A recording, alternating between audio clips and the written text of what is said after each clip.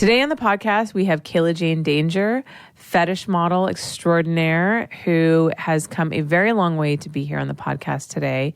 Admittedly, she didn't come out all the way here just to do this episode, but we do appreciate her coming on nonetheless. She's recently moved to Dominica, and she lived through Hurricane Maria, which by all accounts was an incredibly harrowing experience. So I'm very much looking forward to her firsthand account of that. So without any further ado, here's Kayla Jane Danger.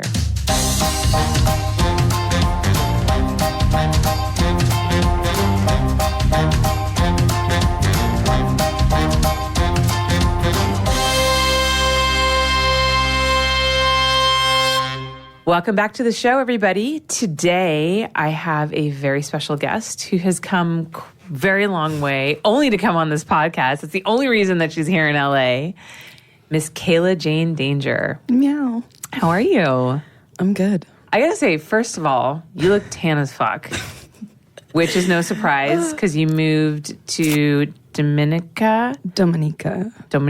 Yeah. Okay. It's all about how you say it. Otherwise, people think it's Dominicana and they're thinking Dominican Republic. And right. Totally different country. Yeah, I was going to totally get that confused and show my white girl very unknowledgeable geographic. It's not just white girls. No one knows about Dominica, so it's okay. My geography is just like my worst. I don't know like what sometimes I think states are cities. Yes, and cities are states. Like it's the funniest thing is to give me a geography quiz because I just don't know where anything is. It's really bad. It's okay. You know, I've helped myself learning the geography of the Caribbean in particular, watching the paths of tropical storms and stuff. I'm like, oh, that's where that island is. Okay, good to know. There are 2 islands down or 3 islands up, and then you kind of get an idea of all your friendly little state islands next to you. Right, because you just went through the hurricane. Yeah, Hurricane Maria. How was that? So much fun?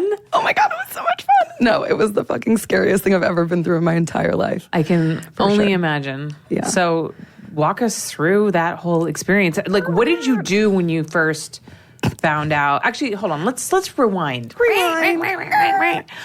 Okay. You moved to the Caribbean. Yes. And I remember when you made that decision, I was like, wow, that is one fucking hell of a decision. And you were going to go and pursue your diver's license. And you were going to, because you are a diver. I teach scuba. And so you were like, I'm going to go out and become like a fucking scuba instructor full time in the Caribbean. And there was definitely a part of me that was incredibly jealous. And I was like, this girl is making this huge life change. She's moving to this place of paradise, and I could never do that because I'm so chicken and I'm so jealous. So where did this decision to uproot yourself and make this huge change come from? It had definitely been something that's been like in the background of, my entire career. I've been diving my whole life, and I always wanted, like, that was the goal. It was like move away to a tropical island where I could dive all the time, be underwater, and just live that life. Like, some people are made for that island life, and I was definitely made for it. And yeah, it was like, I've been in this industry, in the adult industry, for my entire adult life. And, we age eventually. And No, we don't. Not if we have good doctors, we don't. I know, I still haven't hit any of them up. You got any recommendations for me? Oh, I got so many. So I thought, let's use this whole adult industry life, whatever, that money that I've made, and, move on. Buy a house somewhere that doesn't cost $1 million to live in, like, a little matchbox on some street that you hate with no neighbors that you know. And I found this little island in the middle of nowhere. I had actually gone there to, like, mull over a business decision a few years ago, and fell in love with it. And I was like, this is the place. It's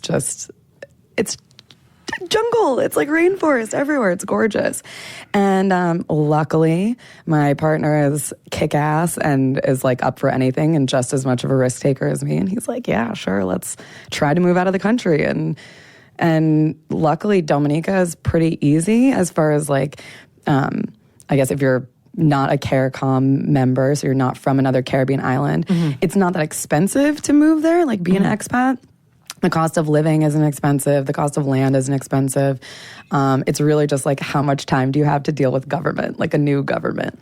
Otherwise, it's not like there's like, oh, you have to pay all this money to come in, or you have to, just jump through all these hoops. It's kind of just like, just buy your land They and didn't build stay. They didn't build a wall. Yeah, no, there's no wall being wall. built. No. In fact, if you want to move there right now, you can still move there. Oh, wow. Like they haven't stopped tourists from coming since the hurricane. They're kind of just like, if you can figure out how to get here, knock yourself out. yeah, knock yourself out. Yeah. Feel Wow. free to stay and hang out. Wow. So island life was kind of always the plan. I've been a scuba instructor almost as long as I've been in the adult industry. I just wanted to start teaching instructors, and I wanted to start, just doing it all the time, because why not? Who doesn't want to be underwater all the time? And so, we moved like June of 2016, and everything was awesome. We bought land, started planning nice little island life, and I got really tan. Yes, you did. And then I haven't come back to the US much because it's just so different. And then once you slow down to like island speed, island time, then you're just like, why go back? Yeah. It seems so stressful. Is it like a real culture shock to come back here? Oh, yeah. I bet. Huge. It's like we're on an island where it's not a materialistic place. Like no one goes shopping there. Like St. Martin, St. Bart's, islands like that, like people go there to go shopping. No one comes to Dominica like, oh yeah, I really want to check out the mall. There's no mall. There's no outlets. They don't care what you drive. No one cares what you drive. There's like, when I tell people I sold my fancy bright red slammed like wide body Mercedes and I got this like 2004 X-Trail like beat up, SUV, they're like, what the fuck? And I'm just like, life changes, man. Your priorities change. Yeah. And then all of a sudden you're like, this is what makes me happy. Like waking up in the jungle every day instead of like waking up in LA and being like, oh shit, I have to sit in traffic for the entire day, basically. Yeah. So definitely a big lifestyle change, but like the best one ever. Yeah. How hard was it? Was it easy to make friends when you went there? It was interesting because being like in the area that we are, it's kind of close to a medical school. So that's like pretty expat populated. A lot of Americans, Canadians. So it's good for like transition because you get some like comforts of America that you wouldn't have otherwise. But at the same time, you also get people automatically assuming that you're part of this community and they're kind of closed off. So it's nice when you have like some American friends that understand what you're coming from and like what you might need to help you get used to this. But then it also turns locals off from being friends with you because they're kind of just like, oh, you hang out with those people, you're just going to be hanging out with those people. So it took us a while to like find our crowd. Also, like with our age, a lot of people in the Caribbean leave their islands. Like they want a job, they want a career, and maybe they can't do what they want or like what they went to school for on our island. So they leave. So all of a sudden there's like no people in their 30-somethings or like in their 20-somethings that are around. So you have like, oh wait, I found one. You're my friend. I found another. You're my friend. And then also like if they're on island, they probably have kids or they probably have like a government job or something that's like not our lifestyle necessarily. Right. So it did take us probably like 4 to 6 months to like find people that were really like on our vibe and of our age and stuff like that. And then now, I mean, we'd probably have more friends if a lot of them didn't leave the island after the hurricane. It's so sad. But we do have like a solid little crew. Yeah. A ragtag crew of, mostly people from different Caribbean descent that have landed on Dominica. So what are the locals like? Are they pretty welcoming of the tourists and expats, or are they... I would say so. It kind of depends what area you're in. There's some areas where the expats are like a, clique, like in the university area, and then some other parts of the island, they like just band together, like all the Brits and all the French and all whatever. And we try to stay away from those because we just, we want to be part of the community. Like I said, like it's part of why we left the U.S. And it took, honestly, for some of our neighbors, it took the hurricane to realize, like, we're there to stay. And then to be able to, start kind of engaging us like we're locals. Like, we live there. We're not leaving. We're not, just like, we're not here to just take your resources and leave. So a lot of that took, like, people look and see who you're associating with, and then they'll judge you based on that. So once they saw, like, oh, they're associating with, like, kind of these families who have been here for a really long time, they're like, oh, they must be good people. Like, they must be kind of chill. But a lot of times they're just wary because they're like, what are you here for? What do you want? Oh, that's cute. You want to start a business? So does everyone. Let's see if you'll last. Let's see if you'll make it happen.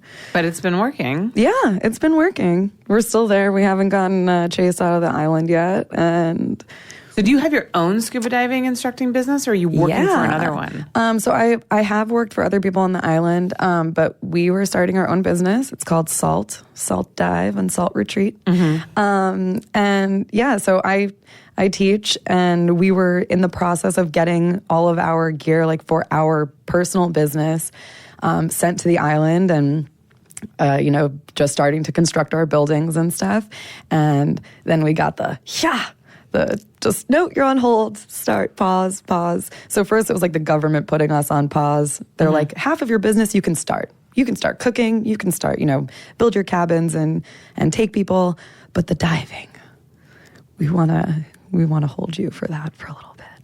So we're playing the government game and the hurricane game right now.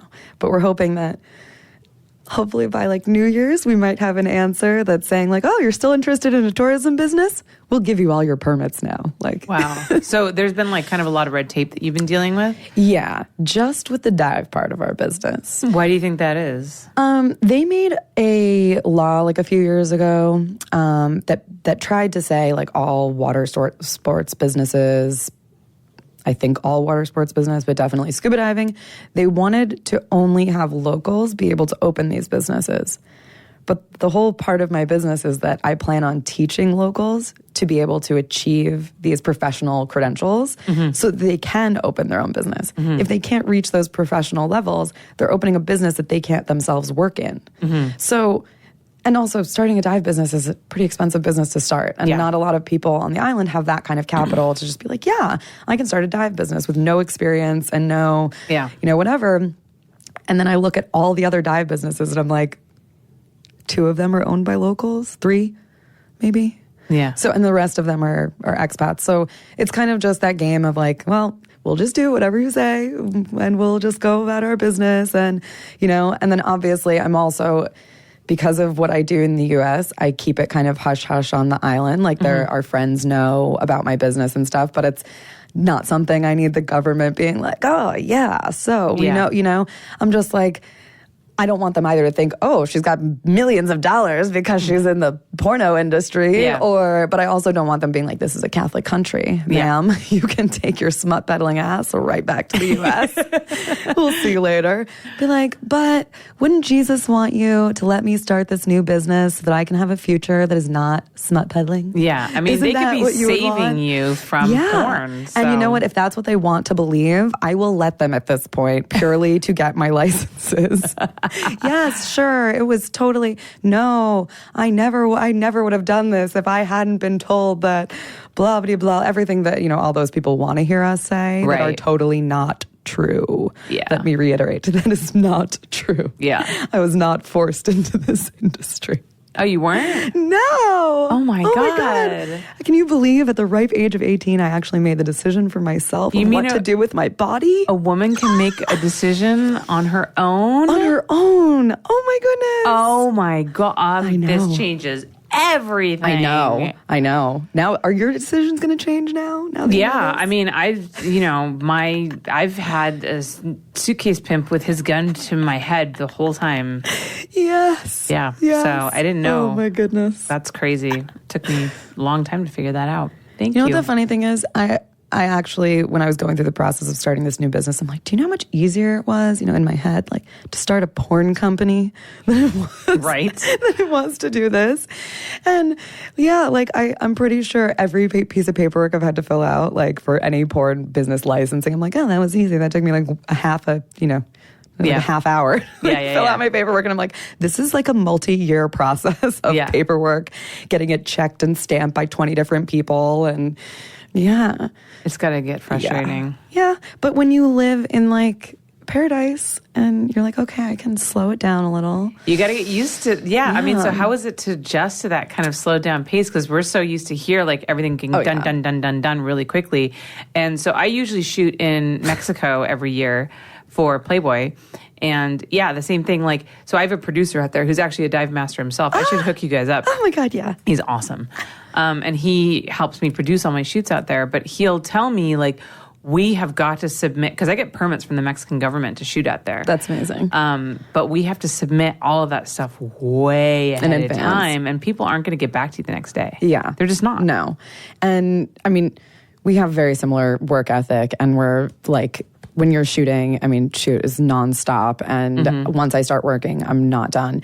So there was a lot of like me wanting to throw my phone across the room over the balcony. Like, and when you call an office, a government fucking office, and you ask like what seems like a pretty straightforward question, and they can't even tell you who to direct you to that will give you the right answer, or they'll give you just the totally wrong answer. And you're like, we spent almost a year filling out and getting this stuff for paperwork that turned out to be the completely wrong paperwork for our residence permits.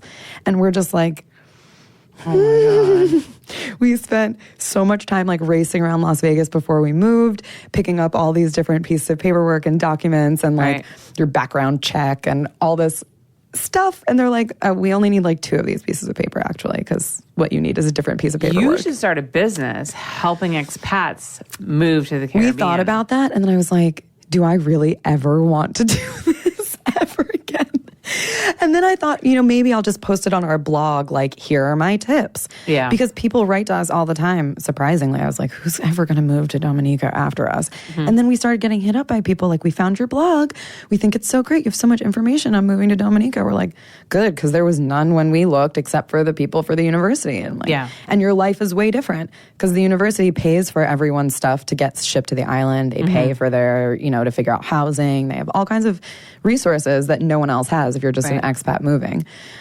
We had to figure out everything from scratch. So I'm just trying to tell people, like, if you're planning on moving there, sell everything before you move. Just move as a blank slate and buy your stuff from like an island nearby or from Dominica, because it's going to cost you so much money. It's going to be such a hassle. You're going to pay even more in customs and taxes. And you're like, all of this is used furniture. Why are they charging me like $1,000 for my couch? And like, you're just like, no, this is the worst. Why did I bring any of this? Like, and then you're like, oh, because, you know, doing those garage sales for 6 weeks was a fucking nightmare. You know, like having people nickel and dime you over like the things that you never thought you would sell. And then all of a sudden you're like, nope, they're just material things. Yeah. Whatever. Yeah. Sounds like it's really changed your perspective on a lot of things. Oh, yeah. I mean, moving there has changed my perspective on a lot of things. And then, like, even more after the hurricane. Like, just go from a city girl, like a New York, LA girl who was, you know, I'm a businesswoman, which also means I'm a consumer, which also means, you know, there's like a lot to keep up appearances and to keep up like the level, you know, standard that you set for everything. And then it's like, when I tell people about like even just like our first days after the hurricane and like washing clothing in a river and your dishes in a river and yourself in a river and you're wearing like dirty shit because you're in the dirt, like pulling your life back together. And they're like, I would never have pictured you like that in a million years. And I'm like, yeah, guess what? Like I don't have a manicure or anything. Yeah. Well, I mean, you got to do what you got to do. Exactly. But it's a totally different, like, if I had told myself like 5 years ago, like I would have believed the moving to the Caribbean part. I would not have believed the like post-hurricane Kayla, like new persona that has come out of this. I'm like, no, that human didn't exist. Like, not even a few months ago. Yeah. So before we get to the hurricane, because I know that's going to be a big topic of conversation, I want to talk a little bit about diving. Because I'm certified scuba diver, which is hilarious because I actually don't really know what I'm doing. I've only been a few times. I literally got certified when I was in Mexico. And I was hammered the whole time. And like the guy who worked at the dive shop just gave me all the answers because I was fucking him. So this was a long time ago. Yes. I'm like, so, like, you were drinking, this is a long time ago. So I am like 100% like not actually like capable, but I'm certified. That sounds like my mom. I had to recertify her. Yeah. I guess over this past year when she has come and visited Dominica a few times. First time I recertified her. Second time we did her advanced. But it was like fully recertifying because she did the same thing. She was really drunk. I mean, she wasn't fucking the guy, but she was really drunk taking this course in Jamaica, and she just was like, in and out, in and out. And then I'm like, no. We need to do this properly. Like, I want you to be safe, but also I want you to enjoy it. You can't enjoy it if the whole time you're like, I don't know what I'm doing. Yeah. Like freaking out, touching everything and like grabbing onto people. And so I got her recertified. I would happily recertify you. I have to get go you back in the water. I have to go with a buddy, which you normally do anyways. I mean, I know how to like get down and like sink and like breathe and swim, but like, forget that's as far as it checking goes. like my pressure gauge, any of that stuff. You're like, No clue. Fucking no clue. And actually the last time I went diving, I went with my friend Luke. Usually when I go with my friend Luke. And I got caught by a current. Like I was behind him and he was like, hey, come this way. I'm like, okay. And then I got caught in a current and I did the worst thing you can do, which is panic. And thankfully we were pretty shallow. Yeah. So I like freaked out. I'm like grabbing onto rocks. Trying to stop. Yeah, trying to stop myself from being swept by the current. And I started hyperventilating. I spit out You spit out your rag. Yeah, and then I shoot to the surface. No! All the things you're not supposed to do. I know. Yes. Oh my God, I'm going to like use you as a story when I'm like talking to students. Terrible. Like, but luckily, like I said, we were pretty shallow. So like it was fine. I wasn't going to get the bends or anything. But I'm like floating there. The boat is really far away. I don't see him. Was this in Mexico? Yes. And I'm just like, I'm going to die out here. I'm going to fucking die out here. Like, how long did it take him to come up and find you? Like 3 minutes. You're like, but like it felt like an eternity to me. But he told me afterwards, he's like, if you get caught in a current, don't fight it. It's just going to take you where it's going to take you. And then just slowly go up and surface and like the boat will find you. Yes. Like you know what I mean? You can't fight a current. Yes. And I was totally, I'm like trying to hold on to seaweed. So what I would recommend for you is that you buy yourself a submersible marker buoy or surface marker buoy. You can travel with it. It's like a bright orange tube thing that like rolls up. So you can put it in your rental gear, and then if you get separated and you're on the surface, you just blow this thing up and it's like 6 feet high out of the water and usually has like a little reflector strip on it. And you can be like, I'm over here, I'm over here. Yeah. I mean, there was no way like a I whistle. said, we weren't that deep. Like, I mean, I was fine, but when you feel... When you're scared underwater, there is nothing worse because you're just like... You're not in your element and you can't fight nature. Like when nature has you, which obviously I know you know about... There's like, nothing you can do. It makes you realize how small you are. Yeah. And, you know, like we here in the city, you know, we think that we can conquer the planet and we have a hold over nature and we can just, you know... Meanwhile, you live in cars and you don't have control over those. So how could we possibly have control over nature? Right. Like, but we think that way. We've trained ourselves to think, you know, we're human beings. We can do everything. So when you're in that moment, when you're really, you know, subject to the whims of the current, the ocean, you're like, wow, I am not as important as I think I am. And this is terrifying. Yeah. It's like one of those things that I love telling people when I get them in the water for the first time. And I'm like... You're about to see things that most of the world will never see. Yeah. And you'll see things today that even if you're back at the same spot tomorrow will be completely different just because of how quickly things change underwater. And it's this amazing, magical place, but it's also so fucking huge. Yeah. And you're like, I've dealt with people who like, they've never left Los Angeles when I used to teach in LA. Mm-hmm. And LA is a big place.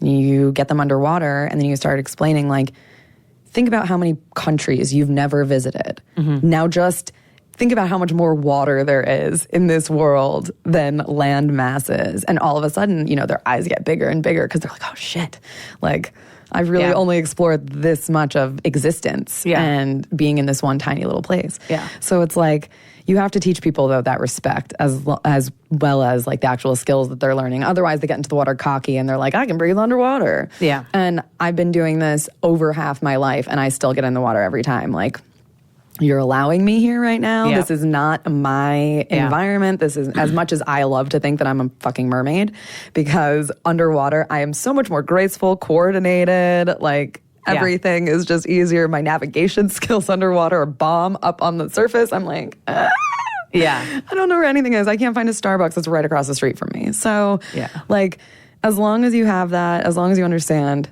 nature always wins. Like, I've gotten swept in currents. You just got to be like, okay, change a dive plan. We're now just going to go with the current. Yeah. We're going to see how far it takes us. If we need to, we'll go up. Slowly. It's kind of a metaphor for life. Yeah. You've kind of been swept along by the current of life, which has ended you up in another country.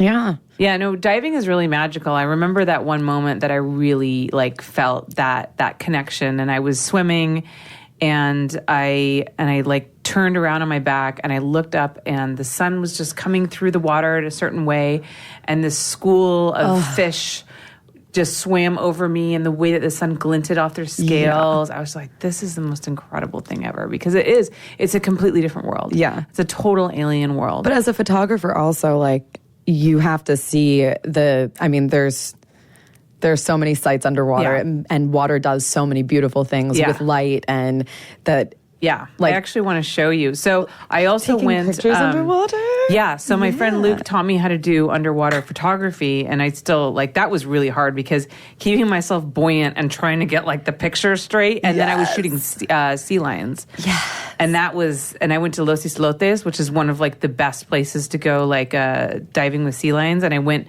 during the the breeding season. Oh, nice. So it's a bunch of pups, and you know how they're very, very playful? Yes, they're so much fun. They like nip at your bubbles and come and...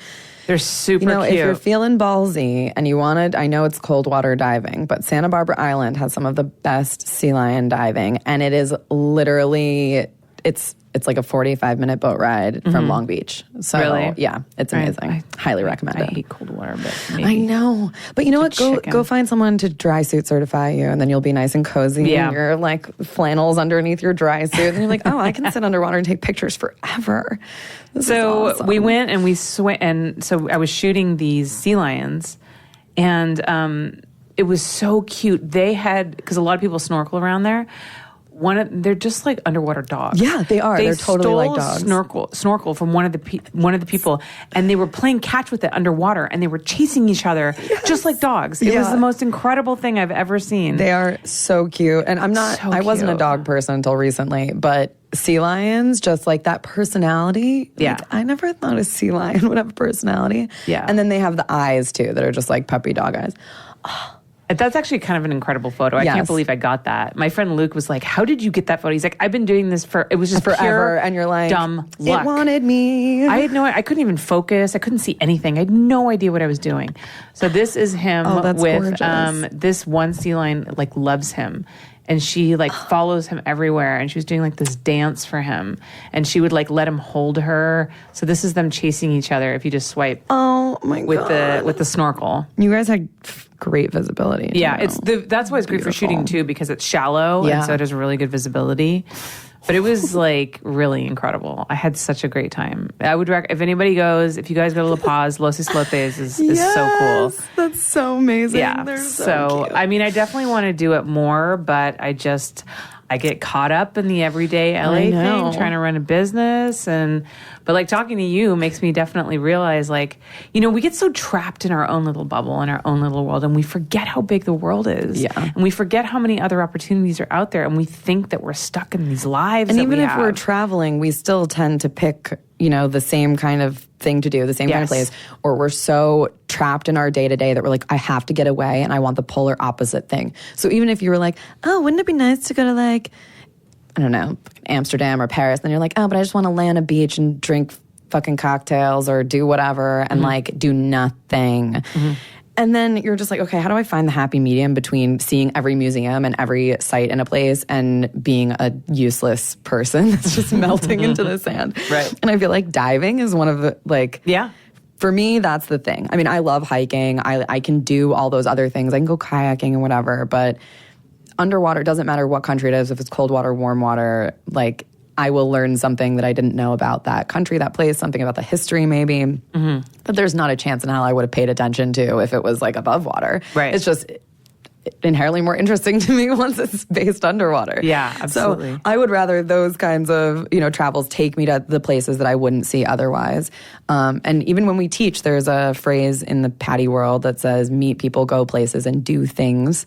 And those other things are supposed to be the things that you do with the people that you meet and the places you go because of diving. Right. And honestly, I mean, I've met all kinds of people that I'm still in touch with today that I learned to dive with when I was 13 or 14 or 15 on different trips and different places. And I'm like, people don't have friends like that anymore. Like, those are the only friends I have. Like, my friends from school weren't, like, they're not real friends, but like all these other people, you have that one thing that kind of drives all your other passions. Yeah. Especially when it comes to the dive world, you have a lot of people who are on the same level when it comes to their their care about the environment and their, you know, the things that mean the most to them. Like, you know, so you tend to just have more in common with them. Of course. Which obviously is then also like you find yourself being like questioning all of your, whether it's the materialistic or consumerist things in your life, or you start thinking like, I can't believe I used to drive this kind of car and it used to do these horrible things to the environment or whatever. And you're just like, again, you have those,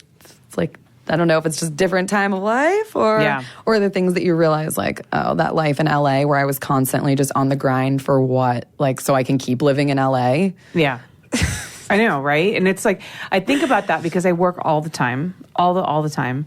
And I love what I do and I'm happy most of the time working. But then sometimes I do sit back and think like, where is my life going? And like, what am I don't know. It's like, you're like, I work so much to make money and I don't have time to enjoy it. And I don't even have money. I don't know where it goes. I don't know. In this industry, no one knows where it goes anymore. In this industry, it just like you just spend it on something else. My insurance is a lot of money. Another production that comes up. That I got to spend. I got to buy new equipment because this thing broke. Yeah. My rent, you know, my car. Everything. Like, just having fucking dinner in this city. I'm like, where, you know, like I'll look at my taxes at the end of the year and my accountant will be like, oh, wow, this is great. You made more money than you did last year. I'm like, where the fuck is it? None of it is in my bank account. So it doesn't exist. Like for sure. But there's like, I actually remember writing down something and it was maybe a year or so before I left LA and like moved to Vegas. And it was basically like, I saw the two paths my life could go in. And I'm like, you could do all those things that you want to do and all those like make all those big risks and do them now. And then the other side, I was literally like, well, I can run a porno empire and have a white picket fence life and like have a kid and like I'm like get like an AVN award. Yeah, but I'm like looking at myself like, is this really what I want? Like, I mean, yeah, I love producing porn and I love doing what I do and I love performing and I love the shit out of all of it. But there's a certain point, especially in the current climate of everything, you're like, how much of my emotional labor, physical labor, money, every mental fucking power and years of, you know, when other people ask like for a CV from me, I'm like, I've worked for myself for the past like 12 years. Yeah. I can't tell half the people I'm trying to possibly be employed by what my employment was or what my company was. I know, right? So then you're just like, well, that's cool. But then I really was looking at these paths like, well, one of them requires me to commit to the adult industry for pretty much the rest of my life. Right. And I was like, as much as I like it, how much can I really like tell myself that I'm going to want to do this forever? Right. So it's like, obviously I'm still here. I'm still doing it because I still love it. Otherwise, you know, it's not like it used to be. And I remember doing interviews. I don't even know how many years ago. Yeah, we're so recession proof and fucking we got through the recession, no problem. And then it was like, oh, but now when people are doing well again, we're just no. Nope. I know. It's scary, isn't it? It's like if tech is doing well, porn is doing bad or something like that. I swear that's like, I've stopped trying to figure it out. Like analytics, I'm done with. I'm like, I'll just pass that on to someone else. I don't get it at all. Yeah. I'd rather be up in the air with like a million other things than, am I putting money into my, you know, business for no reason anymore? Or like, I know there are people buying it. I know I have customers. I know I have fans, but like, I know, right? And when you're a one-woman show, you know how it is when you're like, all these people expect so much from you, and you're like, you realize I'm one person. Yeah, like, I know. I actually was funny. I was thinking about doing a really funny little video where I like, because I saw like somebody else was like introducing like their crew, and they would show all the different people, and they would have like their like Instagram or whatever. They'd be like, and I just thought like I would do that. Like, here's the photographer. Me, here's our director. Me, here's our video person. Me, social media PA, writer. Me, like I have like literally every job that most people hire somebody else to do, and it would all, but like it would be me in different outfits. Yes, but it would all be me. Yes. No, I had someone contact me because I was saying how, you know, a bunch of people flaked on me the other day, and I need, you know, performers that I can guarantee. And someone was like, well, if you can fly me there and pay my rate. And I'm like, honey, the days of me being able to afford your flight plus your rate are long gone. I'm sorry. Like, my company has set rates. This is what we've been paying for a very long time because this is what works. It still pays everyone, I think, very fairly. But like, we don't have extra people. Like I've gone back to doing jobs that I stopped doing for a while so that I could still pay my performers properly instead of trying to be like, oh yeah, no, I totally, like, if I have an extra expense or I have a more expensive shoot, I don't ask the performers to take less money. They're not doing less work. I just, as a producer, you have to take on that responsibility. Yeah. You just make less money. I love when the performers act like we're going home somehow with money. And I'm like, you realize all this money came out of my pocket, right? And I don't get a paycheck at the end of the day. Like, yeah. That's all you guys. Like, I know. No, but that's cute that you think that I'm like, I don't work for someone else that's paying me. Yeah. So, but I get it. Like, if you're only working for certain mainstream companies and that's, you know, what you're used to or whatever, well, you know, this industry is very diverse in its way of doing business. So get used to it because at least I pay you same day. Yeah. I know, right? You could be stuck on payroll getting paid like 3 months from now. Yeah. Who knows? So tell us about, speaking of stormy weathers, I don't know, this is a terrible segue. Tell us about the hurricane. So, okay, so from the beginning, like when you saw that it was brewing and it was possibly headed your way, what went through your head? Well, I was like, at first, I was just thought, okay, another one. We had just had Hurricane, what was that? We lost things. Meow? I lost one. We sounding ear. okay? I lost sound in my left ear. Yeah, me too. Is it disconnection? There we go. Oop. Is here okay? Yay. Yeah, Yeah, it's just a shitty connection. So we had just had Irma, and Irma hit us as a tropical storm. Okay. But we had prepared for it like a hurricane because we heard it was going to be huge, and everyone made such a big deal about the hurricanes and like, you know, it was Ivan and whatever and all these other big bad hurricanes. So we got prepared. We got water. We got, you know, extra canned food and all this kind of stuff. And then that passes, no problem. Okay, so drink that extra wine and drink some of the water and eat some of the food. And then we hear there is a tropical storm that's brewing, or like it starts out as a depression or a wave, and then it's slowly like all these terms that I learned that I didn't know before. And then it like builds and builds in tropical storm, and then it starts on the hurricane categories. So we found out it was going to be a tropical storm, and I'm pretty sure it was like the next day it was already a hurricane, and then we were told it was going to like, they were pretty positive it was going to hit us. It was either going to go directly below us or it was going to hit us. We have like an app that shows, you know, the wind and the rain and everything and like where it's supposed to be going.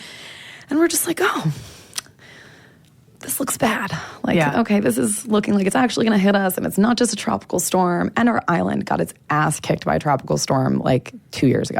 Right. So we're like, if it can't handle a tropical storm, like it can't handle a hurricane. Yeah. So we're thinking like, oh, our house seems pretty safe. It's concrete. It's, you know, like a beast of a house. We're like, we're okay. Like we'll worry about our friends. We'll make sure that we have like all the stuff that we need. We're good to go.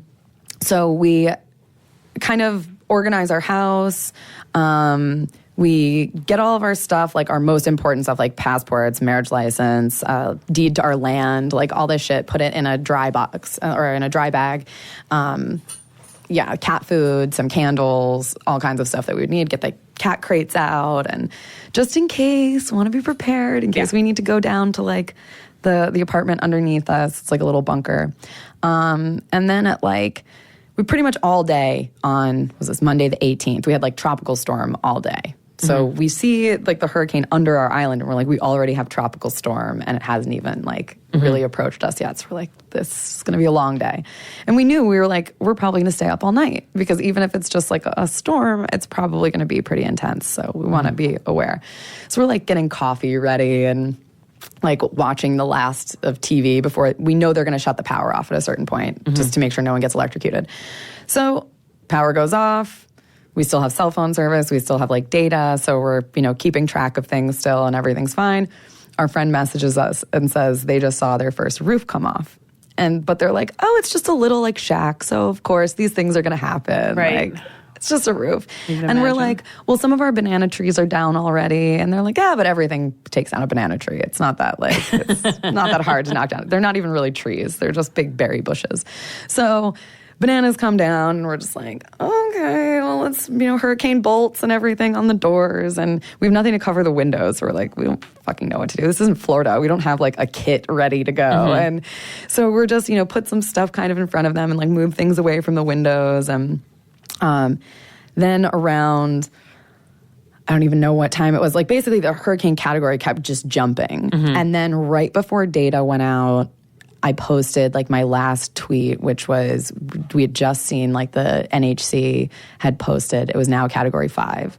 And it went up on their Twitter, and I was like, fuck my life. And I texted Jenna J. Ross, and I was just like, dude, this is so much worse than I thought it was going to be. I'm fucking scared to death. And it hasn't, like, it started, like, I think by that point, inside of our house, it started flooding already because our veranda, even though we're on the second floor, like our veranda just was full of debris.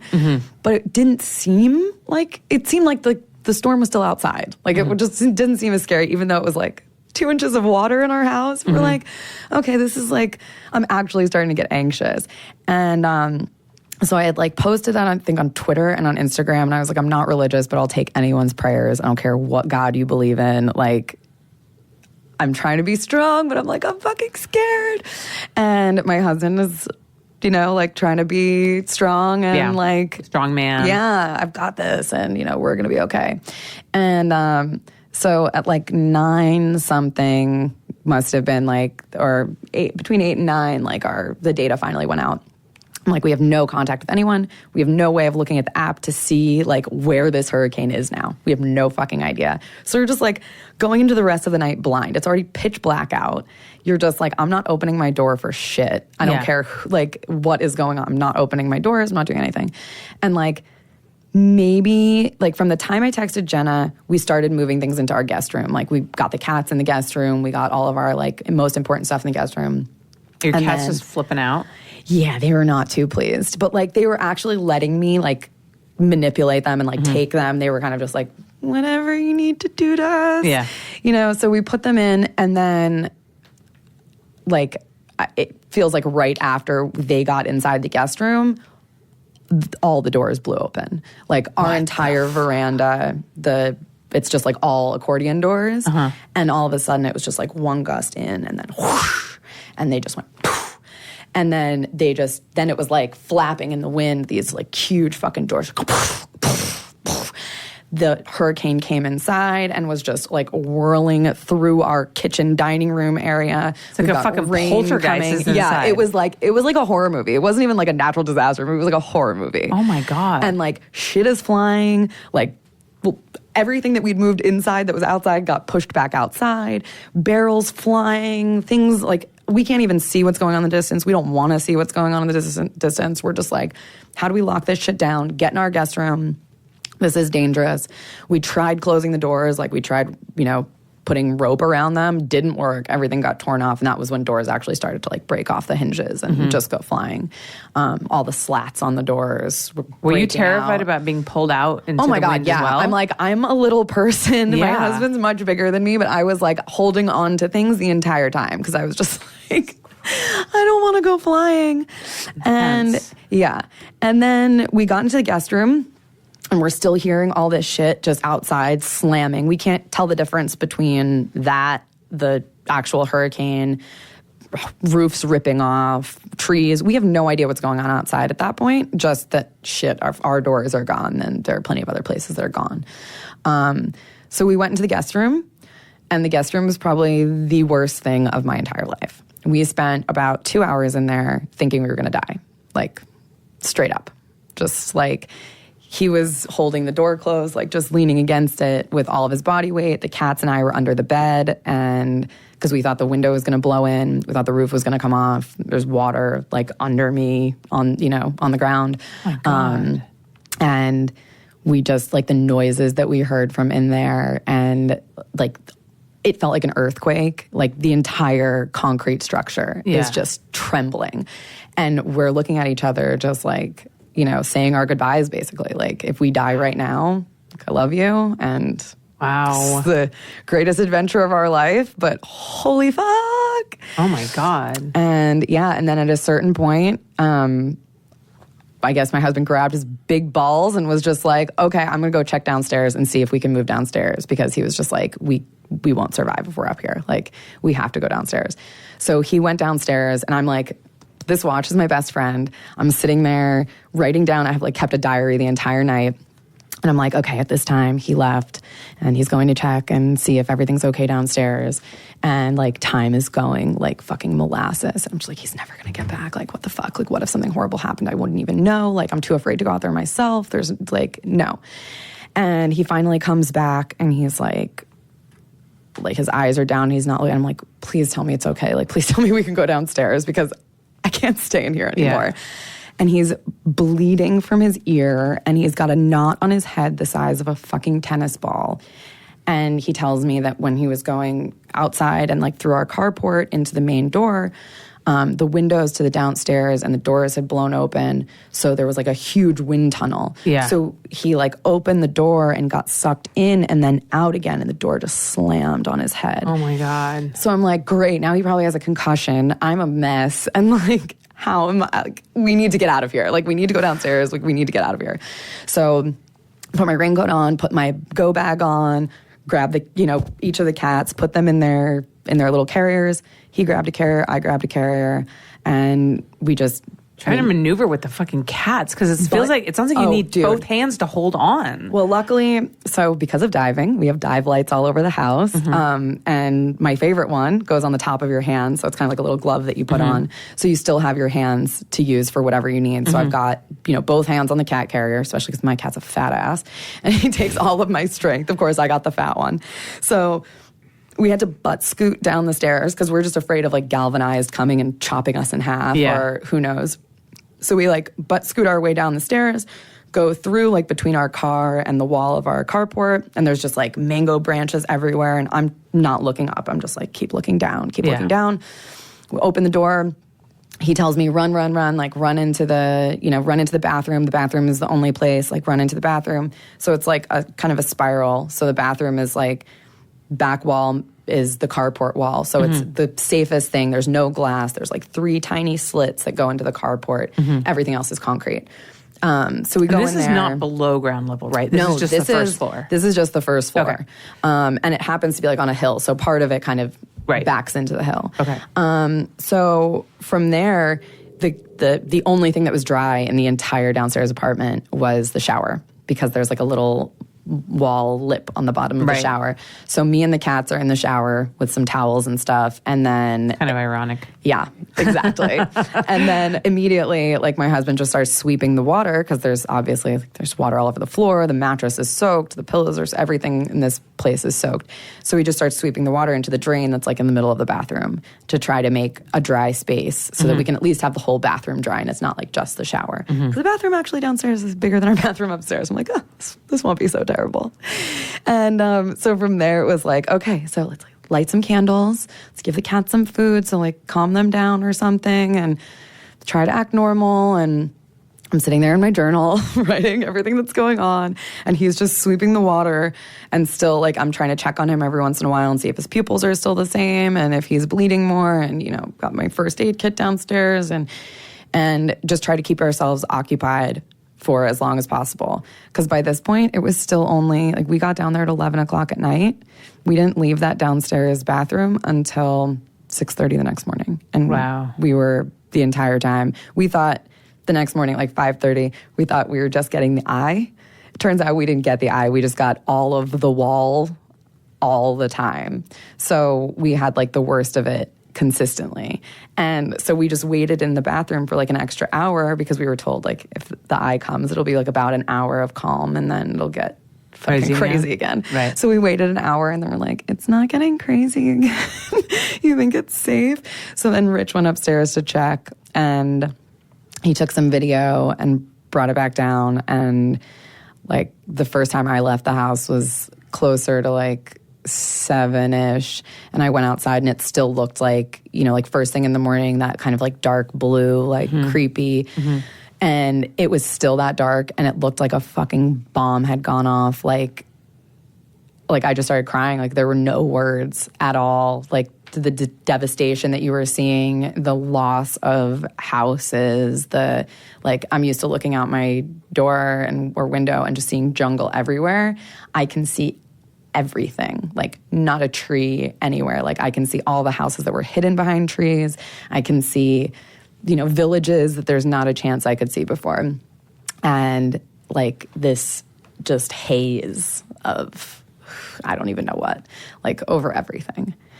And it was just like I couldn't tell, honestly, if I was dead, because I was just like, no fucking way, this is reality. Like, wow. This is not where I live. This is not normal. This isn't like, this is what the fuck. And then I was like, maybe this is like Lost. Like maybe now, maybe the afterlife is like finishing my unfinished business in life. So they just put me on Dominica in like the worst place ever, like with all of this disaster. And now my afterlife is going to be to fix it. Like, wow. That was pretty much what it felt like. And until we saw other people that we knew, and we could be like, okay, people are alive. We were in just shock and like, this can't be real. How many people died on your island, do you know? I think about 30 confirmed, which, to some people, they're just like, oh, well, at first we were hearing numbers like it was going to be in the hundreds. Mm-hmm. And for the kind of damage that like we saw around the island, you'd easily believe it. But we had the highest death toll per capita because we only have 70,000 people on our island. Wow. So it's like when you think about how few people there are, all of a sudden 30 people, especially on an island like ours where a lot of people are related, or like, by marriage or by blood, you're related to pretty much everyone on the island. So everyone's going to be affected by it. Doesn't matter if it's not in your village, like you're going to know someone who lost someone. Right. So it was gnarly, but a lot of our friends had, we all got together and told our stories and just talked to only like the people who, who had the same experience. And you're just like, everyone had some horrible, horrible thing happen to them. And yeah, like everyone was changed by it. Did that give you like a new appreciation for life after that? Oh, absolutely. Did you were like, wow. I'm alive. Yeah. Like made you so much more grateful? For everything. Yeah. For everything. And when you have so we still don't have power. We still don't have most things. Like we have running water. But not having power for that long, it's basically like camping every night. So my husband and I will be celebrating 10 years together in February. Wow. I did not think there were this many things that we didn't know about each other that we could find out during this period of no power. But telling stories that you've just overlooked or haven't told, because what's the reason of telling your second most scary story in life, or ghost stories that you used to tell people, or the most embarrassing stories and all that kind of stuff that you're just well, now let's get to know each other in a whole new way. Yeah. And even when you have that relationship with someone, until you're in that position, you never really know if someone would risk their lives for yours. And I watched someone do that for me. Yeah. And that was huge. So that obviously brought you guys closer together. Oh, yeah. That's amazing. And then it also showed me who's not my friends, who does not give a shit if I live or die. Yeah. So that was good. When I got communication back, which took a few weeks, I had messages waiting for me. I saw social media. I could see who knew where I was. And a lot of people who were just does anyone know if she's alive? And, and a lot of people asking Jenna, and Jenna was in contact with my family, but my family hadn't heard from me. So no one was going to know anything. And then there were other people that just still haven't even said, hey, how you doing? Good to know you're alive. Nice to see that you made it. So I'm okay, just remember that. Yeah. Yeah. I wouldn't have been that petty before, but when it's life or death, I'm nope, now I'm definitely keeping tabs. I think it's hard for people to imagine what that's like or going through that because, I've never been through anything like that. So,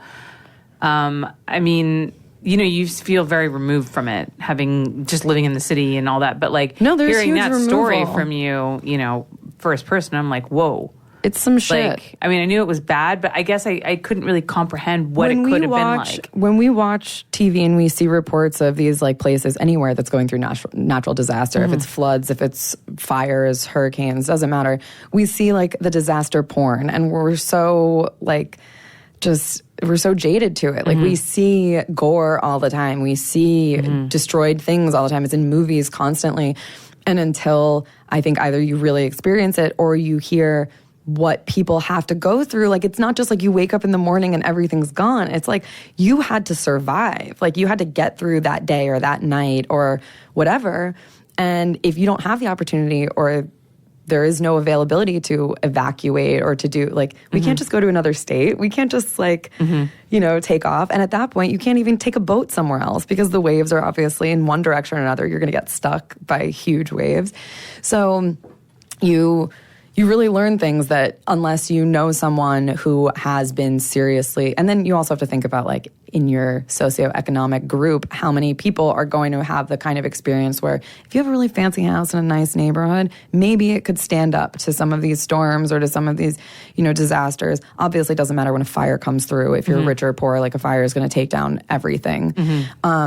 But it's like, who do you hear these experiences from and what gets publicized? And like right now, I totally understand. There are some people that know that I moved to some island, but don't know what island. And Dominica hasn't been in the news. Yeah. Like it got this much attention in the news. And then like you'll read, articles about Puerto Rico or something and it'll say like, and some of the Lesser Antilles or some of the Leeward Islands. And you're like, no, it was one Leeward Island. It was Dominica. Yeah. Like the island to the north and the south of us were fine. They did not get hit. Like they got a little tropical storm, breeze. Yeah. They're fine with that. Like, yeah, I think Puerto Rico has just dominated the news so much. Because, well, when you have someone like Trump just like fucking everything up so bad in Puerto Rico land, like it's easy to forget that there's, anyone else existed. Like I wish Trump would just make the mistake of like calling Dominica Dominican Republic just so he would bring some attention over to us. And I can't believe I actually just said I wanted him to do anything remotely involved in my life. Except for leave office. Yes, exactly. But if it means, getting some more attention because his buffoonery, invites that, please give it to me because we need it. Like, even though things are getting better now, it would be nice for people to appreciate what we're going through. And not even people that know us, but we've been very public, like either, in my life, I've just always been in the public, whatever. And then with our new business, we've kind of tried to make it very accessible. And like we were talking about, people who want to know about the island come to us. But one of the things that I've experienced since is people who forget that we live there. Yeah. And that we lived through this and that we're not relief workers that like showed up on the island after. Because all the relief work that we're doing was because I was watching things go wrong. And I was like, we need to fix these things or do these things or fill in the gaps where the government can't help or it's not a priority or whatever. But it led people to think like, oh, you have resources, you can do everything. And we're like, no, like keep expectations low. We are still recovering. We are just trying to do our part to help. And as expats, unfortunately, we kind of have to work a little harder to prove it and a little harder to show that we're serious and a little harder to show that we're in it. But then when you are like, well, you're just looking at my white skin or hearing my American accent and assuming that I'm not dealing with the same things you're dealing with right now. So having people come at me like on Instagram or through the blog and be like, you're just trying to get attention for yourself and you're not really helping anyone. And I'm like, first of all, you can go to this website and look at the laundry list of things that we have personally done to assist our community and the communities around us, which I just wrote a blog about how difficult stuff like that is for me to write because I just want to do it. I don't want to talk about it. But because other people gave money, I need to tell them where their money is going. Yeah, that like makes sense. That's how that works. Yeah. I would love to say I have someone else, like an assistant doing that. I don't have anyone to do that for me. Yeah. So when I do have internet, when I do have power, which obviously I didn't have until I came to the US like a few days ago, I don't have the ability to just get on and type something up. And then a lot of times I just don't have the emotional strength at that moment to say, this is what we're going through or this is what we're doing. And then to have to defend myself constantly. And like, I should just be able to live and like everyone else and just survive and work on my survival. But somehow even helping has made us a target for whatever, other people's issues. Yeah. Where can people go to?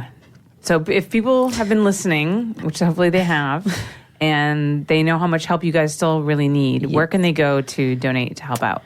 So they can go to OurSaltyPassports.com. Okay. That's our blog, and there are links on there for our U-Caring. If you also just go to U-Caring and search Our Salty Passports, you should be able to find us. But right now we're raising money specifically for a few things. There's a big problem underwater with all the galvanized roofing that came off and is now underwater. So there are some areas where it's still reefs are beautiful and you can still go diving. There's maybe just a few pieces of galvanized that we can pick up, like me and my husband can go out and handle it. There are other areas where it's galvanized as far as you can see, and it's just like layers and layers of it.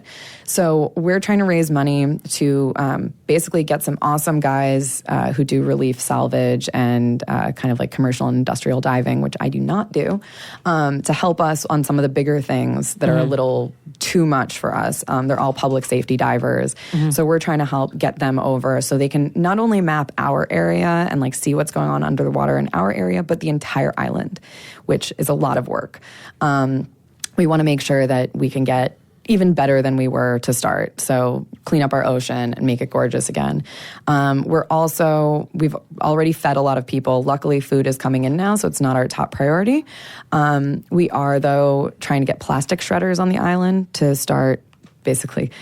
You get water donated, you get a lot of plastic bottles. We don't have recycling on the island. And so now it's just like giant plastic trash heaps and trash in the ocean and more trash in the rivers. So we're starting an initiative with the Rotary Club to buy plastic shredders, to make plastic shredders, so that we can start doing that. We can start paying people to bring in plastic and kind of help stimulate the economy. We also want to put a roof back on the library in Portsmouth and get people back in it, get books back in it. There are a lot of kids that won't be back in school anytime soon, and if we can provide them with another place to have some schooling, even if it's the preschool kids going to the library, we want to do that. So we're kind of finding these little things here and there that with the money we've already raised, we can do. And then as we get more money, kind of try to figure out what is the best way.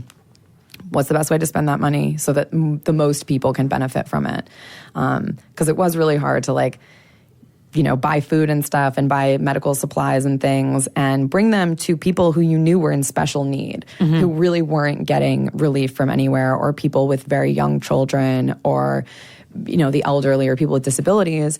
And then there are always going to be more. And once you drop the last bag off, it's, you're going to find 10 more people that you want to help.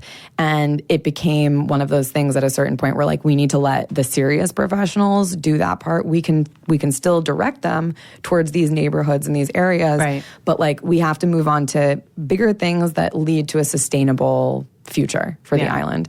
So that's what we're doing now. So if people feel especially in touch with the ocean, or, literature or schooling or any of that, we appreciate, any money.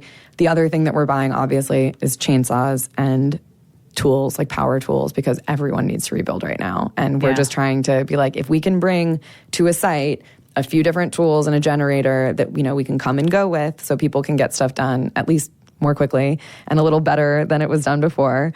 That's... What else are we going to do with our time right now, first of all? Second of all, it's crazy, the logistics of the damage control that you have to do. I mean, all these things somebody like me with no experience in such a thing would never have thought about. I wouldn't have thought about roofs in the ocean.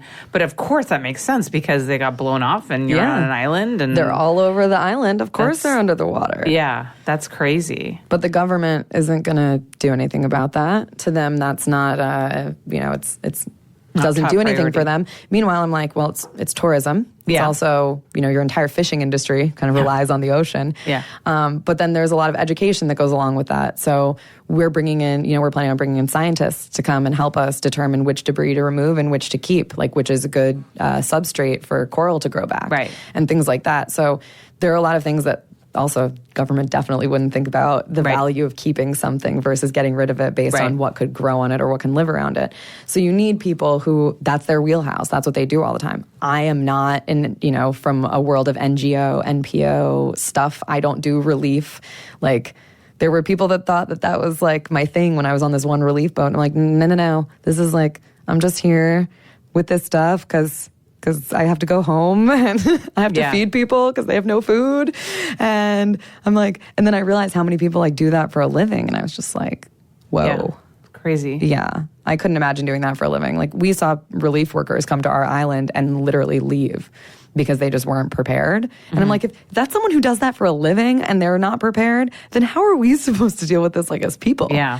Like, well, I guess necessity is a big motivation. Yeah. I mean, you got to do what you got to do. You just figure it out. Exactly. You do just figure it out. Yeah. Which is funny because there were a few days that before I figured out like how I was going to get to the US, I was like, okay, so do I have any battery power on like my battery powered lights? Like if I needed to shoot something, like because I need income at some point, like would I be able to set up like one wall somewhere that I could just shoot POVs in front of, for like my POV website? I'm just like, is that totally like the most ridiculous thing I've ever thought in my entire life? Like of all the shit that I'm dealing with right now, like I'm like, is that feasible? Do I have a light? Can I recharge those batteries? How do I shoot porn in the middle of this? In the middle of hurricane disaster? Ravaged, I'm like, it used to be in this one room. Like if you looked out the window in the back of my scenes, it's like this big pretty mango tree. I'm like, now you could probably see like the neighbor's house or something. Like, you're like, there's no, like I can't even walk around my house naked anymore because there's just no cover. There's no cover. Yeah. So we just, like, I will be bringing back big screens that go around our veranda so I can resume walking around naked whenever I please because the mango tree will not be back anytime soon. No. Oh, that's an intense story. I just want to be naked. Why can't I just be naked? Fucking hurricane. Motherfucking hurricane. I know. And then you feel guilty about just wanting like one day just to go to the beach and be in a fucking bikini and just like smoke a joint and chill out without people being like, you're not working. Yeah, I know, right? And you're like, but I just want one day. I just want one day. I've been working. I promise. I promise. And that's when those pictures come in handy. Like, see, I've got proof. Yeah. I've been working my ass off. Someone else took these for me. Like, fuck you if I hear one person ask me, post more selfies. Post more, fuck off. Yeah, I'm like, plus, you don't want to see me right now. Well, I think you look pretty fabulous. Thank you. Thank you. I'll thank the makeup. Smack, smack. I was like, I need a drag queen to beat this face right now. Like, I don't know how else to get rid of like the under eye circles except doctors, which. Yeah. Well, I think, it sounds like you've been through a lot. Yeah. So hopefully, you will regain some normalcy to your life sometime soon. Well, yesterday I had Cammie doing my makeup and it was the first time I had my makeup done in like a year probably, which is crazy because it used to be like every day. Fucking, yeah. Right. And I'm like, I forgot what this was like. And then I'm like reminding myself, like, don't touch your eyes. Don't touch your eyes. Yep. Don't touch your eyes. Don't scratch all your these nose. things. And I'm just like, I haven't had to think about this in a minute. But it felt very nice and comforting in some ways. And then other ways, I'm like, what the fuck am I doing right now? Like, and also, how do I balance that like on social media? Like, I'm sure you've noticed like my entire KJD or KJ Danger doll has turned into like pure just post hurricane shit. So I don't really feel the same about posting like hot pictures of myself. Yeah. So the dichotomy of going from that then to like a sexy selfie of you like shooting porn. I can understand how you would have that struggle, but it's like also too, you have to go on with your life and you have to make money so that you can. So I just tell everyone to follow like my super porny accounts. I'm like, I have other accounts. This is your time to follow them. Yeah. Go for the clickbait. Go that way. Go that way. Please. And I'm hoping people follow, but don't just stop following my other one. That wouldn't be so good. But yeah, like obviously my posts have changed and unfortunately, or like the reality of our business, my life was kind of already changing in that way where I was starting to post more dive stuff and like more just hot girl in a bikini stuff. And so that was my transition, I guess, into this post-hurricane life that I didn't know I was going to live. I'm like, well, now they're kind of more used to it or like a little more okay with it. Yeah. So I appreciate that. And there haven't been as many people like open bobs and such, the typical. Yeah.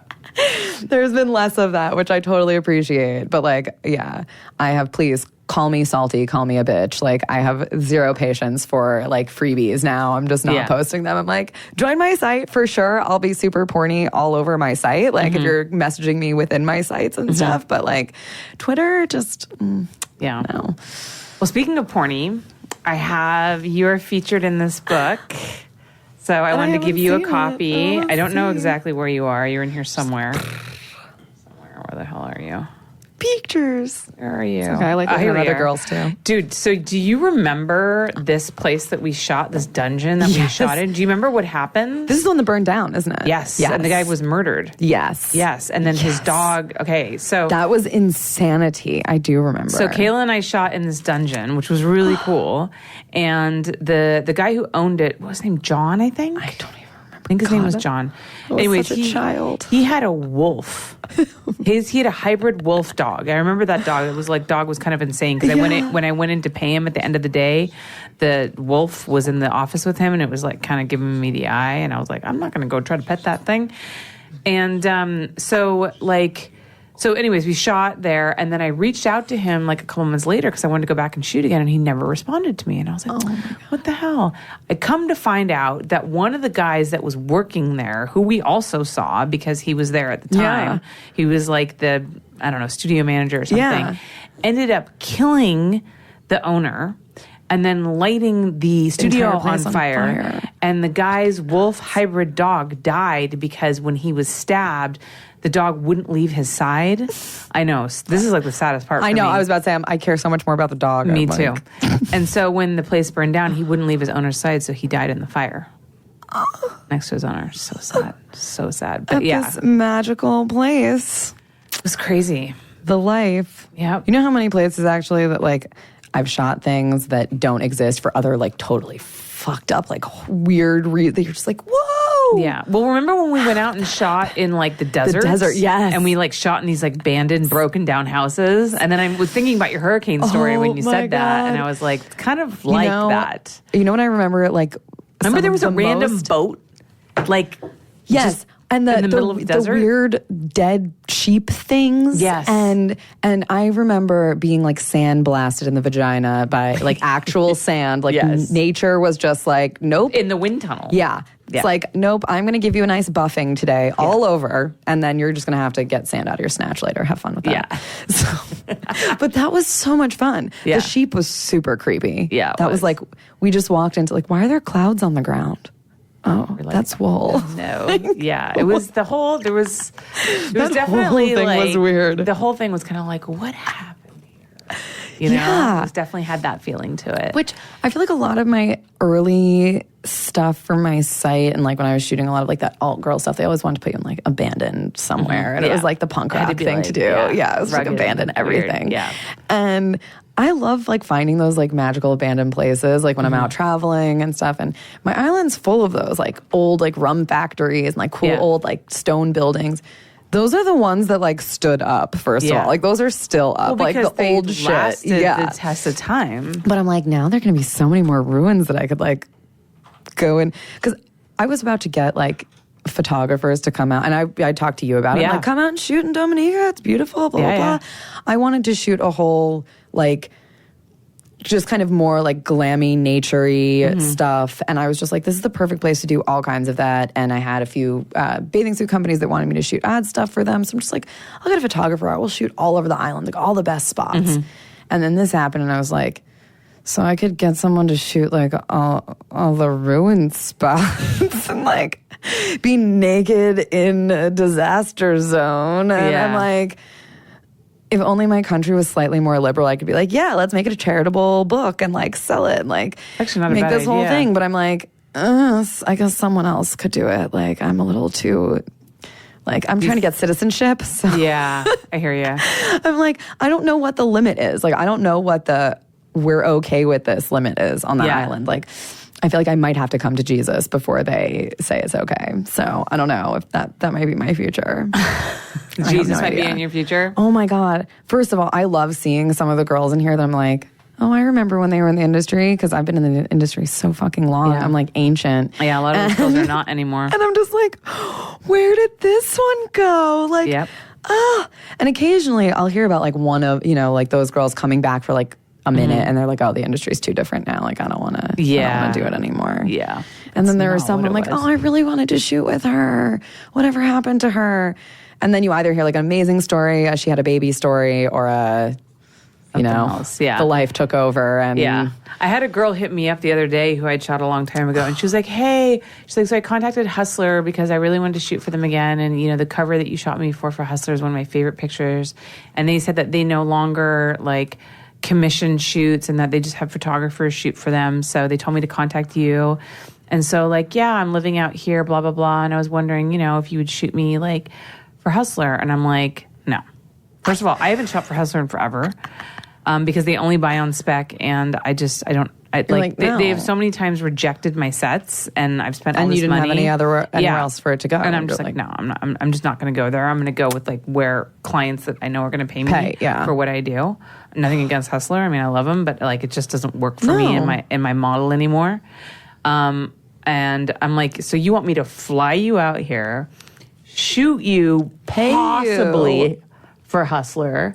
You don't have like a name at all anymore because you haven't been producing. Oh. And then like you don't want to shoot video. You don't want to shoot anything hardcore. And then I'm going to fly you back. Are you out of your fucking mind? So I'm going to guess this is someone from like back in the day, like when I first started, because the only way you could do non-hardcore, no video like me was back then. And people were like, I love when I get that question these days, like, how are you even in, like, how did you get into the industry if you don't do any of these things? And like, because you used to be able to do that back in the day. Like I was on every college girl website, that was just how girls made a living. Like you could totally do that. I remember. And then that just fucking disappeared. I contacted you through Model Mayhem. Yeah. And I thought you were going to reject me. And you were very particular. We had a very back and forth, a lot of back and forth. And you were like, I'll do this, I do that. You need to pay me this, da da da. I was like, she's a hard partner. But it was like, because at the time, at the time 100%. It was like, there was just that part, but it was also like the time when even, you know, solo sites were such a huge thing. Yeah. So a girl could, you know, fully support herself. Girls could ask for like what are boy-girl rates now for solo scenes back then. So it was like, you can make a living doing whatever. Yeah. But now it's like, no, you have to, you know, it's not that you have to do everything, which I hate when I hear girls say that because I'm like, no, there's still new girls that come in. They don't do anal immediately. They're not doing gangbangs. You just have to find your niche. You have to figure out what you're good at, what you like doing. No one wants to see someone trying too hard. That's like... Well, you definitely have your niche. I mean, so like, because I obviously look at your posts and I'm super... So you do financial domination, right? I do. That to me, honestly, is like one of the most fascinating things because you basically yell at somebody to give you money and they give you money. And I just like, that is so fascinating to me. So maybe tell us a little bit about that because a lot of people don't even know that something like that exists. Yeah. Well, in my whole history of fetishes, like there are a lot that, you know, that I've experienced or explored because a huge reason why I got into the industry was to explore my own sexuality and what I find interesting, what turns me on. And tease is, you know, a huge part of what I do, whether it's in the femdom world or in the mainstream world. And tease turns me on. Like teasing someone, showing them what they can't have, absolutely is a turn on for me. That is like what gets me going. Like every time I get up to shoot, I'm like, that's right, you can't have any of this.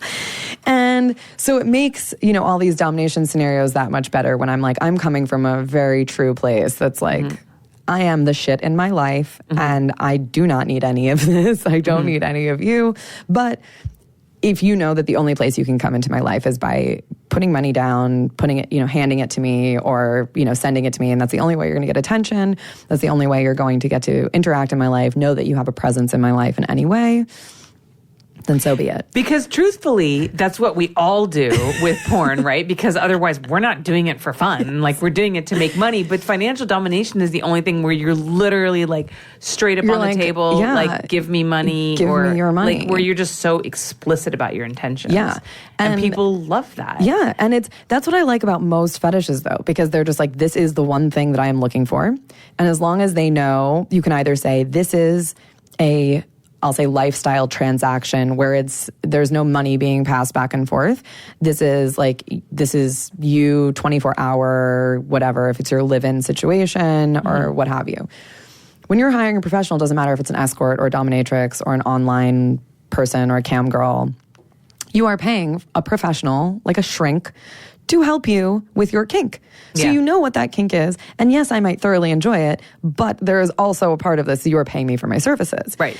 So it's hard sometimes with people who are now they're seeing fetishes be kind of thrown all over the place more. They see people playing with financial domination or other areas of domination, and they're having trouble separating the idea of paying for a domination service and financial domination. So once you start asking someone, you're like, tell them, well, now it's time for you to pay. And they're like, I'm not into FinDom. And you're like, yeah, well, you don't go to a restaurant and when they ask for your money at the end of a meal, you're like, I'm not into FinDom. No, you pay for your fucking meal. Yeah. So I'm like, guys, no. So if you tell me FinDom is what you're into, I will put you on a schedule if it comes to like, you know, you're going to pay me this much money, you know, this many times a week, or you're actually going to, you know, it used to be when I was in the US, you'd actually send me physical cash or bring me physical cash. Wait, did you call it FinDom? Yeah. Oh, FinDom. so financial domination Yeah. as opposed to femdom. Yeah. See, that's a new word for me. I had never heard that before. Yes. Oh, I'm learning something.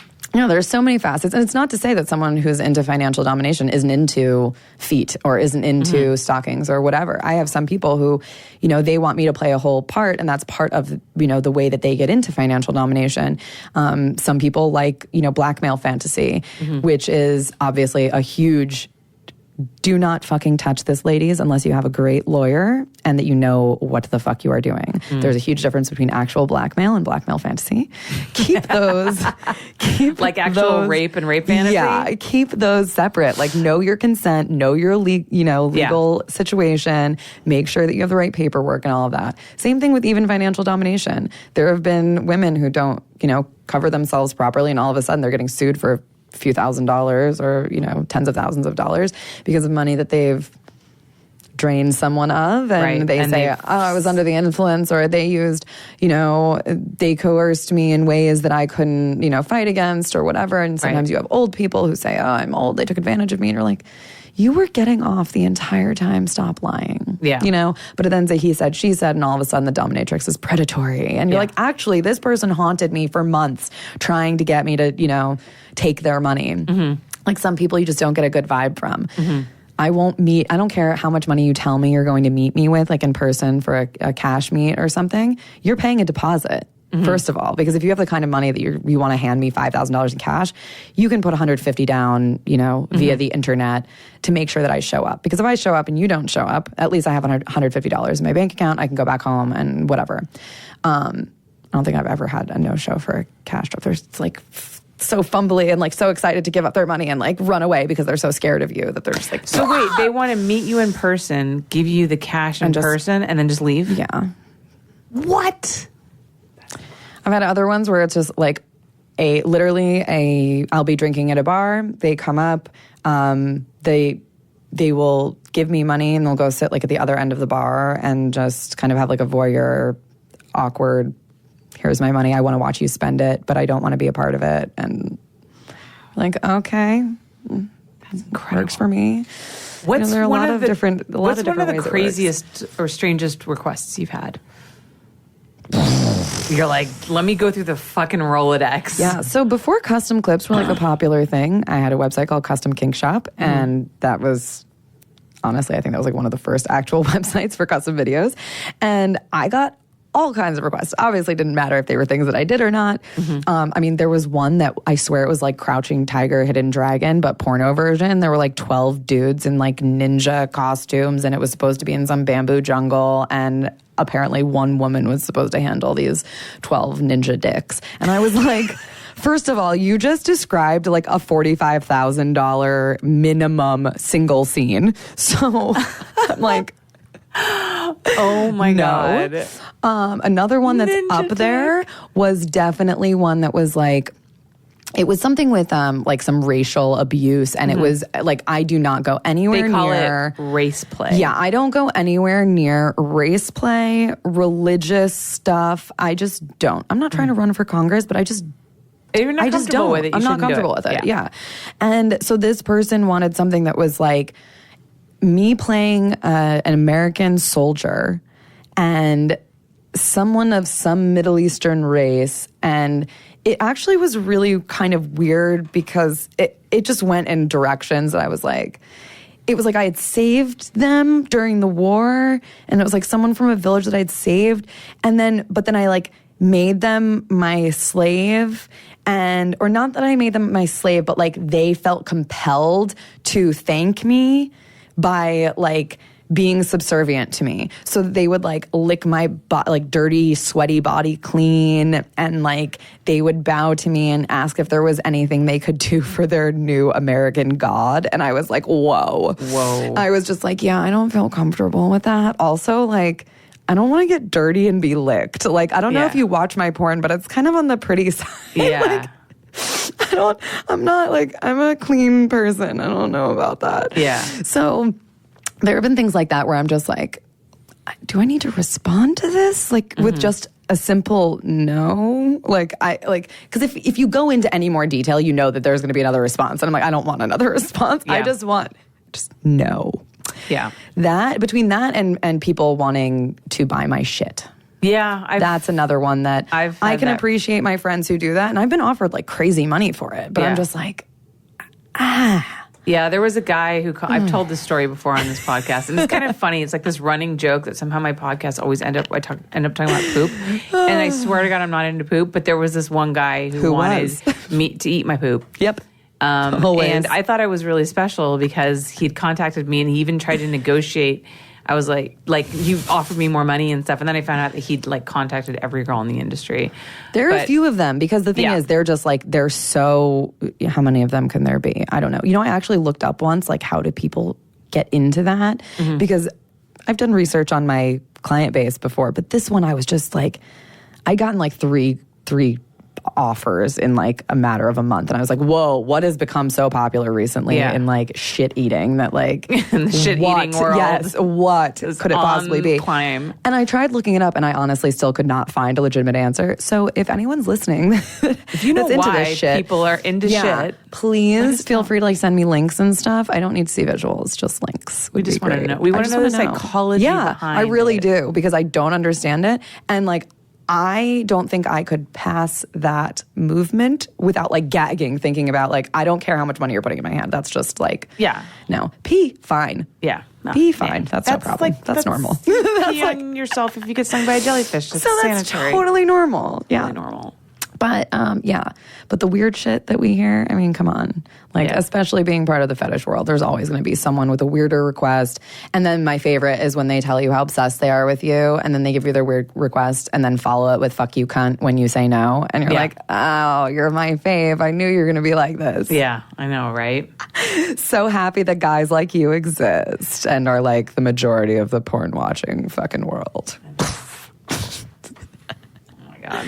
Please tell me there's hope for our future in making pretty pornies like that. I can't offer you that hope, but we can hope. We can hope for the hope.